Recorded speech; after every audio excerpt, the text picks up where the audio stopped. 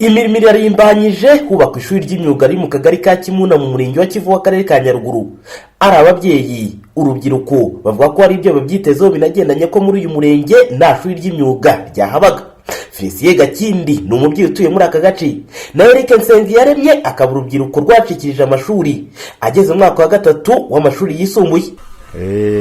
Iterambere rizaba ryiyongera kuko niba umwana yagombaga kuba yabaga ikirara akaba abonye imirimo hari icyo byamusayidiraho nk'ahantu bagiraga bigiriye myuga. Umubare zakimara bitewe n'imyuga bazazaramo, bitewe n'icyo bazazaramo, sindamenye icyo bazazaramo ngo tukige.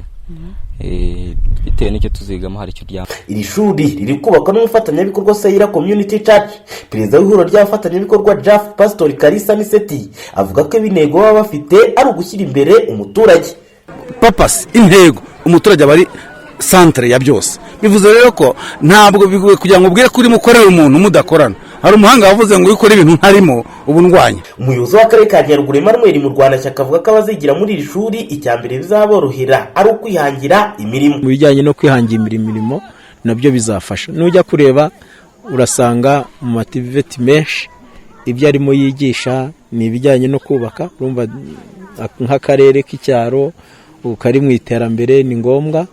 Hari ibijyanye n'amashanyarazi, urumva ikigero turiho cy'amashanyarazi kiri hejuru ku buryo bashobora kujya bayakora.